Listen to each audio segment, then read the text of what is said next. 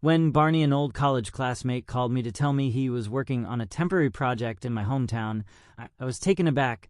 I was even more shocked when he revealed he had been sleeping with my wife for 2 weeks. He asked me out for a drink. I told him you have until I finish my drink to run as fast and as far as you can, but don't worry, I'll catch up, and you won't like it. In his defense, Barnett swallowed hard, but didn't flinch. I didn't realize she was your wife. That's why I'm here to apologize.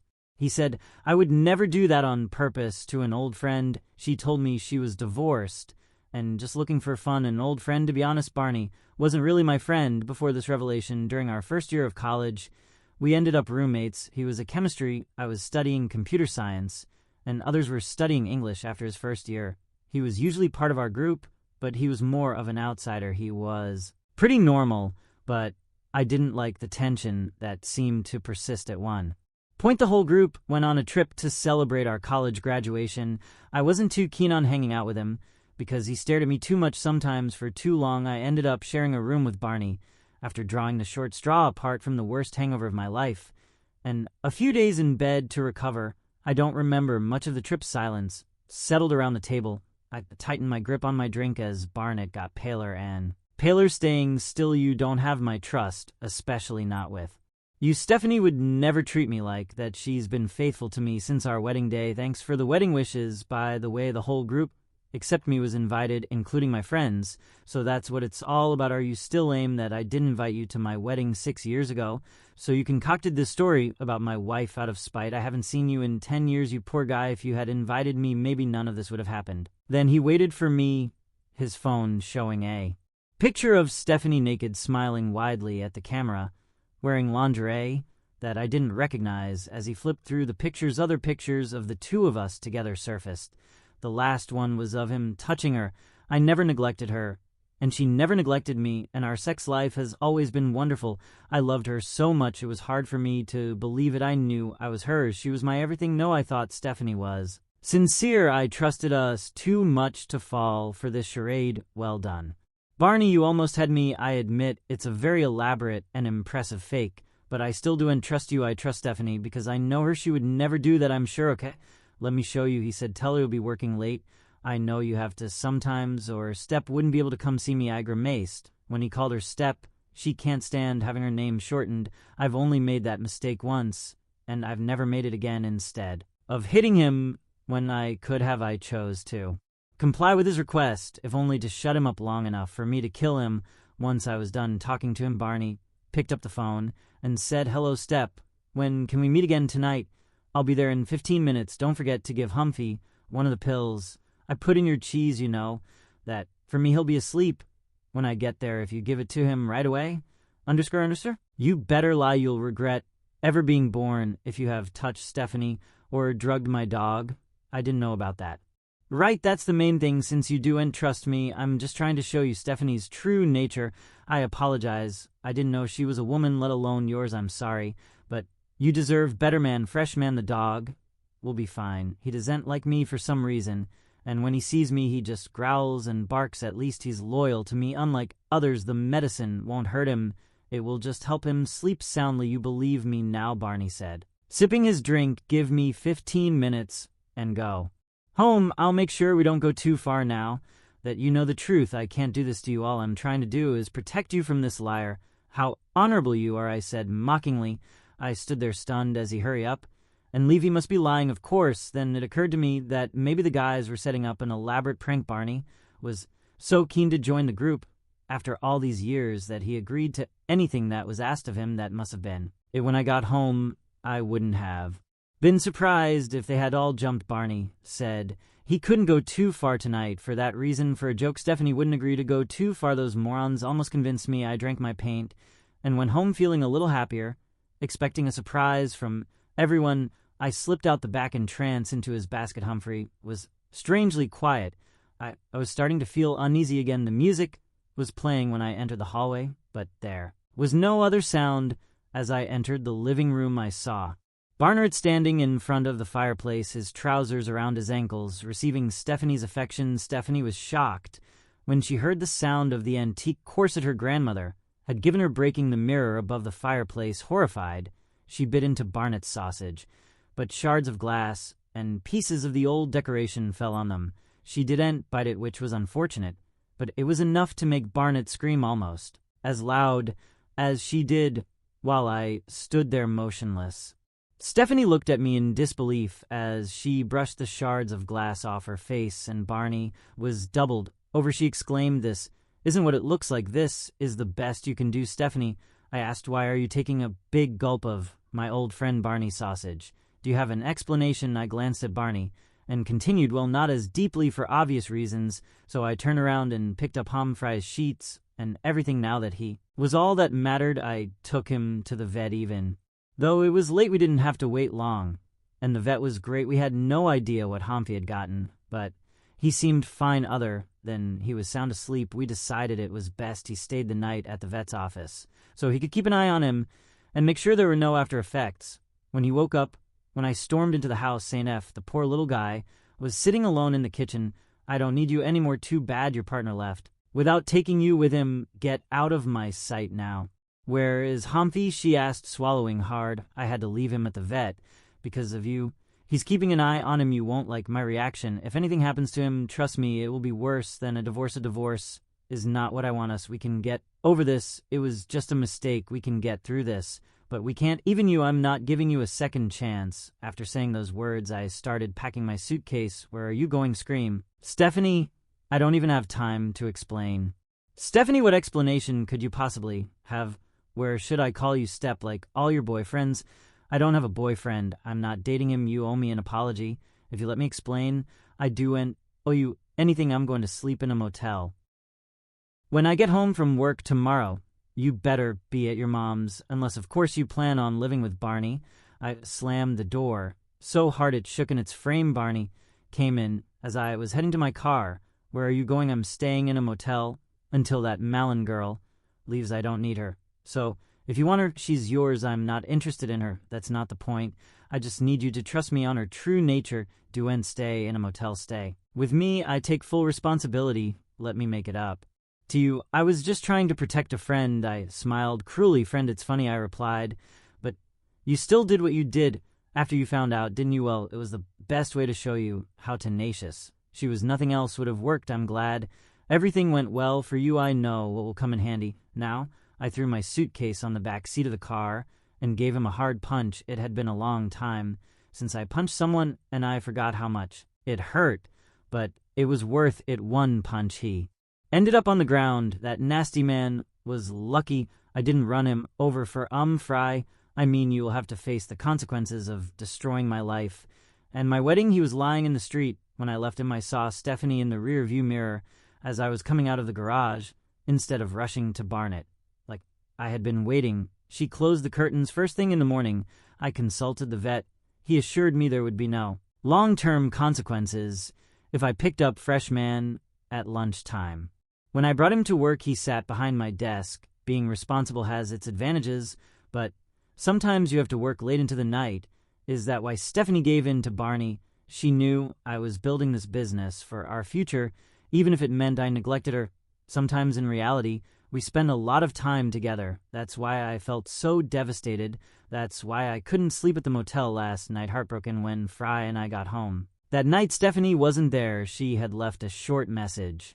"I'm waiting until you're ready to talk at my mom's." I got it crumpled and threw it in the trash. I crumpled it up and threw it in the trash. It would be a long time before I wanted to have this conversation. Feeling lost, I realized I needed friends, so I called Oliver to explain the situation. He's the last of us. After Con wanted to get married, he promised to find out about the others. He was probably as shocked as I was. Barney, what the hell was she thinking? After a few whiskets, the rest of our group started texting or calling. I had an interesting chat with Com. He lived closest to me, and he and his wife, Laura, often spent time with the four of us. I understand things don't change, but I think Pew should talk to Stephanie. She talked to Laura. Laura thinks there's more to the story, although she's not sure what there is. She said Stephanie might be the stupidest woman in the world, but even if she was angry with you, she thought there was more. Laura made it clear that whatever the implications, it wasn't an affair. She insisted that you hear the whole story straight from Stephanie, which frustrates me because it means there's more. I don't know. There was a knock on the door to interrupt us. As I opened it, I was surprised to find Barnett standing there with a bruised face, 2 black eyes, and one clearly broken. He said to me, "I just wanted to tell you that I didn't report what you did to me to the police. I understand why you were upset and why you blamed me, so I won't go to the authorities. I still value our friendship. Even though we're no longer in touch, there was a time when we cared for each other. Are you serious? After what you did, we can never be friends again. You make me sick. The image of you two together is forever in my mind now. Before I do any more of damage," he flinched and stepped back, but stood in front of the door. "I'll give you some space, but know that I'll be here. When you're ready, our friendship means a lot to me, and I'll always be there for you." As I closed the door, I thought to myself that Barney might have mental health issues. A week's sea time had passed without hearing from Stephanie. I decided it was time to see a lawyer to figure out the terms of the divorce. Although it wasn't ideal, I could afford the expense. Luckily, the structure of my business meant that it would remain mine unaffected by the proceedings. However, unless I could prove that Stephanie earned more than me, she would be entitled to a significant share of the profits as alimony, so I decided not to accept any new projects. What's the point? Friday night, my mother-in-law called me. My parents had been away for a long time. I'd always been close to her, considering her my parents might as well be foreigners. They are so wrapped up in their social lives in Spain that they pay no attention to their only son, mine. And I have always had a deep bond. "Hello, my dear, I've been thinking of you." She said, "I keep M's that were for you, even though Stephanie told me not to bother you. You eat well, you do, and drink too much. I hope you want me to come to your place. I could make you your favorite lasagna." Her sincere love and concern overwhelmed me, and I started to cry. "Oh, my poor boy." I arrive. When she arrived, she used a spare key to get in because I hadn't changed the locks yet. She rocked me and comforted me like I was a child who had scraped her knee from a fall, and I quickly found comfort in her embrace. "How could she do this to you, my little girl? You've always been like mine. I could have slapped her. I swear, how could she be so cruel?" I wailed. "I really thought she loved me that much, that I loved her. I thought we were going to start a family. Soon. She loves you, my dear. I'm sure of it. Otherwise, she wouldn't have been crying in my arms all week. Stephanie isn't cruel. She made a terrible mistake, but she's not heartless. How can you say that?" I asked. Laura said the same thing to Callum, because she confided in Laura and me about what really happened, and why. That's why, and you should know that I don't defend her actions. She loves you, and only you, despite her stupidity. The sooner you talk to her, the better it will be. She has to tell you everything herself. She made sure I drank lots of water and made the lasagna no more alcohol. Until everything was settled, I grumbled, thinking that we should wait until the divorce was finalized to stop drinking. "Let's not rush things," Maine suggests. Gently, "we may not get to that point. However, you won't get divorced even if that happens, right? I will always be there for you. I will always be your second mother. I will let Stephanie know you will be ready to talk to her at 10. Even though I hadn't slept this well in days, I woke up early and paced the house anxiously, preparing myself for the confrontation I knew was inevitable. My heart sank when I saw Stephanie. She looked worse than me despite her great efforts with makeup. Her face looked envy, and her hair was disheveled. "I am so sorry. Please let me talk to you after I explain what happened. I will leave. You don't even have to answer. I have no expectations, but you need to know the truth." I agreed. Words failed me. She started talking. "Barney and I first met about a month ago when he came to the dealership. After we started talking, he noticed my last name. When he asked me, I told him I was your wife. He got agitated and started saying he was close to your group and you all ignored him. I never understood why. He said he talked about how much he missed you all, but especially you. He spoke of everyone with great affection. I was heartbroken for him. It was clear you all meant a lot more to him than he did to you. Even though I had seen pictures of him and heard about him many times, I couldn't help but feel sorry for him. You had already told me you would be working late, and the end of the day was approaching, so what would be the harm in having a little drink?" When he suggested, I thought, why not have a drink with your old friend before you go home? He might even tell me some of your old secrets that I could tease you about later. He turned out to be good company, although a little weird. Then he stare off, and he was polite enough, but I didn't like it all. I remember about that meeting is having a single glass of wine. The next thing I knew, I was waking up in his hotel bed. What had happened was obvious. I wanted to go to the police and get tested to prove he had drugged me, but he came back into the room.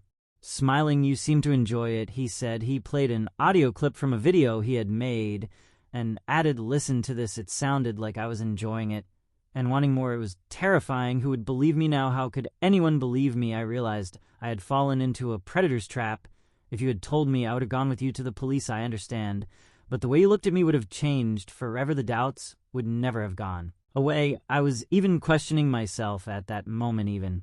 With the drugs probably still in my system, I had the option of calling the police, but he played his trump card. What was it? He didn't just do it to me, he did it to you too. He obviously hurt me, because hurting you meant hurting me. No, let me explain. He did the same thing to you on that trip. He took pictures, made videos, drugged you, and slept with you. He showed them to me. Do you remember the terrible hangover you had on that trip? It's clear. He perfected his chemical concoction on you before he used it on me. You didn't look like you were enjoying yourself. Even though you looked like a zombie, you were involved somehow. I lost my lunch again, rushing to the sink. I let him gently rub my back. Without pushing her away, you saw the whole thing, yes. And I knew you weren't in class. I didn't want you to know about him. Or else he really got us both. Didn't he seem like a small price to pay for your peace of mind when he told me that if I met him again while he was here, you would never know. I thought I could still protect you, even though he had already done something to us that would hurt me forever. He assured me that you would never have to know and promised me that I would get all the pictures and videos, and you thought he was real. Of course not. But I didn't know what to do anymore. Did I? It's not true you had a choice. I would have preferred to know rather than have to imagine that you were intimate with him. I was surprised that he told you. I think he was just trying to be your friend, and he seemed strangely fixated on you. 10 years after my friend betrayed me, he went after my wife. How often did he meet me? Twice a week. The last few weeks, that was 6 times. And did he drug you every time? Times not the first time, no. For some reason, it seems so much worse. Do you remember all the other times you spent with him? Yes, but it was like someone else was having it, like an out-of-body experience, and it was always here in our house, yes. After the first time, but not in our bed, I couldn't hurt you. Like that had happened on the living room rug. Part of the excitement for him, I think, was knowing he could do it here without you finding out. How's Frey? He chased him away the first time. So Barney started sedating him. He assured me it wouldn't hurt him. It didn't. Did it? No, it didn't. However, it seems you trust your attacker's words more than your husband's. You in shock, a terrible shock, but I hope we can get over it. Eventually. You don't understand. I did this for you, and for us. I'm going back to my mom's. I'm not really her person favorite right now. When you're ready to talk, I'll be there. Never forget how much I love you. Do and let him win. He didn't do this to destroy us. Otherwise, why would he tell you? Don't let his plan succeed. Whatever. There, please. She kissed me on the cheek and patted him fresh as she left a piece of my heart left with her despite the love I had for him. I wasn't sure I could handle this. One of us didn't. Of all the pieces of the puzzle that afternoon, the whole team, Callum, Oliver, James, and Harry, got together. True friends drop everything to support me. Some even flew across the country to be there over a few pints of beer. I shared what Stephanie had shown me. They were just as disgusted as I was, especially about the events of our group holiday. It's weird to note, as he was never really part of our group, we all ended up living together in the flat without ever mistreating him. Despite our efforts, he didn't fit in. He never wanted to, but I understand what Stephanie was trying to say. He really wanted to be your friend. When I realized what he wanted from me, I froze. But why did he want to break us up? Stephanie and I, who knows, said Oliver. But it seems like it's more about you than Stephanie. It's not, because we lost touch. No, Oliver answers. I think it's more than that. He wanted to be the good guy in all of this. You don't remember. He wanted to keep you company. He wanted to support you. According to Harry, he ruins your marriage, pretends to be a helpful friend. And then what you find out, you're gay, you fall in love, and ride off into the sunset with your new partner. Who knows what that sick little bastard was planning? James Groja. Either way, it's not going to end well for him. Oliver is joking. I'm already the gay member of this brotherhood. Thank you very much. We don't need anyone else.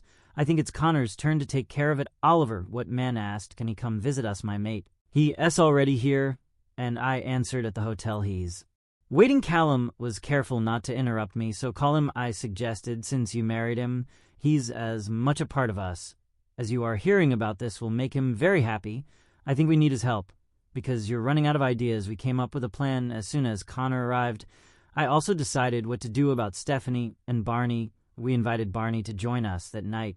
I think he expected to meet me alone. He was obviously surprised to see the rest of the group, but his expression seemed somewhat relieved, like the old days. The group was all together again, looking directly at me. He said, "I hoped it would be just you and me. I think we have things to talk about. We can discuss anything we need to as friends, right?" I told him, handed him a drink, which he downed in one gulp. It was obvious he was nervous about being watched by so many people. I started by listening to Stephanie's side. "Maybe you would like to share yours," as I said before she contacted me, saying she was divorced and wanted to have some fun. Barnett explained, "As soon as I found out you were her husband, I came to tell you the truth. I would never hurt you, and you know it. You are too important to me, and you always have ways of manipulating me and getting me drunk." He insisted. "What are you talking about? I don't know." I replied, "Yes, you do." He replied, "I had the worst hangover of my life on our holiday, and it wasn't just because of the drinks, was it? It was because of the stupid things you did to me. I admit we had sex at that party, but that was there a long time. You asked me to keep it a secret. You are aware of what happened, and you enjoyed it," said Barney. "You were in love with me at the time. Did you love me? I had a hard time standing you. Trust me, I despise you now with all my heart." He admitted, "I had no idea what happened to you, or just angry you do and mean it. I know it," said Barney. "I wanted to help you relax because I knew you were a little out of it. I thought if you relaxed, you would express your true feelings and have fun. That's exactly what happened." He claimed that night was the happiest of my life, spent in your arms. I listened to him repeatedly confess. Barney, "I'm sure you did," he said, sitting in stunned silence. It was clear Barney was in the throes of a serious delirium. I was completely unaware of the romantic fantasy he had built around me. "So, Barney, what was the plan?" asked calm, softly, trying to hide the fear in his voice. He had to leave Stephanie for me. It's all her fault. She got in my way. Can't you see? She took him away from me so you could be the hero denounced as an adulterer. Replied, "Harry, you thought I would forgive you, but not her. I knew you didn't love me. Deep down, I knew my involvement was risky and that you would be hurt. You would be envious when you saw me with her," explained Barnett. "But you'll realize it was worth it when you see how it got you with me," continued Barnett. "He went completely wrong," mumbled Oliver. "Nevertheless, you still had to give her some substance, like you did with me," I pointed out. "Only the first time," admitted Barn nervously, seeing our old friends clenching their fists. "But she really got into it without any extra encouragement. She had never had any enough. I'm telling the truth. She even sent me a few texts to meet up." Barney said, "I didn't like it, but I had to do it. It was just a means to an end. All I wanted was you. What I've always wanted was you," he said, and the room went silent. "I don't think Stephanie can do that," Harry remarked. Barn handed me his phone and said, "I have these messages. I'll show you." These were all her requests and wishes to see him. There was no more coercion. After that first time, it was obvious she enjoyed their extramarital affair way more than he did. There's a term for that, ad slander. I think it's called trauma bonding. Oliver looked at me and noticed. "You don't look shocked by what Barney just said." "No," I replied. "Remember, I witnessed it firsthand. I know what she looks like when she is having fun. I've been married to her for years. I could tell she was having fun with him." Barnes said, "I don't want to lie about it. I told you the truth. That must mean something, right?" "Well, Connor," and I replied, "that will probably count in court at my appeal." Connor came out of the kitchen. "Barney, you do it." "No, my partner Connor." "Do you?" Oliver said those words to the BR inspector. "You heard everything I asked?" Connor. He turned to Barnett, gave him his rights, and said, "Yes, I heard everything. You can't stop him from taking me. We are meant to be together. I took care of this for you," and whispered, feeling the comforting tones of my remaining friends. "That's funny. Stephanie said the same thing." Oliver mentioned that Barney had hurt Stephanie, and yes, we were victims. But even though she protested, it's possible she was taken advantage of the first time, and that she asked for more. She argued that way. Have you seen the texts? Of course. But even if that's true, she should have trusted me and come to me instead. She managed to justify herself and have fun. You don't want to know what I saw when I entered their space. The last piece of the puzzle, the other's tokes. She was having as much fun as she was having fun with him. She liked it. No force was used. Callum argued that maybe she was just trying to make the best of a bad situation. That's true, but if you want the URA to have fun with another man, would you be able to forgive her? Would you accept her begging him to give her another chance to do it? No, said Callum. No, I doubt I would be able to. What happens next? Asked Harry. Will you let him take it? Let him break you up. We're all losers, Harry. This is a no-win situation. I knew there was no going back, yet maybe I was wrong to give up so easily, even though I knew she had been duped in the first place, and we had both been abused. I couldn't forget what happened when she went back to him and called me an idiot. The text, the lies, and the fact that she seemed to be having fun with him were all things I couldn't ignore. Ultimately, I couldn't live with it. Love and life shouldn't be this hard, not in my life. Anyway, divorce was my only option. Moving forward, a kit that Barney used for coercion was discovered after his arrest. They also found pictures and videos. I feel terrible that someone could have witnessed my exploitation, but the experts took care of that. I didn't want to see it myself. They just informed me of what was going on. I was so grateful.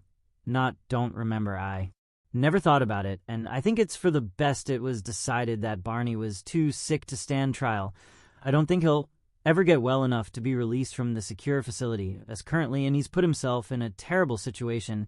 I found out he cries over me every night, which proves he's still obsessed with me. According to Maine, Stephanie is also crying over me. She's sobbing for what she's lost. She admitted to her mother that she had started to enjoy her extramarital affairs with Barney. She liked to pretend to be an 80-tier woman with him, even though she didn't love him. She never dared to talk about this aspect of her personality. With me, she wasn't aware of her desire. Although she doesn't find Barnett attractive, she discovered a strange pleasure in giving herself to him. It still makes me sick that she convinced herself it was okay because she thought she was doing it for me. Maybe it has always been part of her nature, although she has worked on this issue with a therapist. She still holds out hope that we might get together one day. Since the divorce, I have been living a peaceful life. Things are going well with Humphrey, and I am convinced that I will find love again. I have to take care of myself because I know it will happen.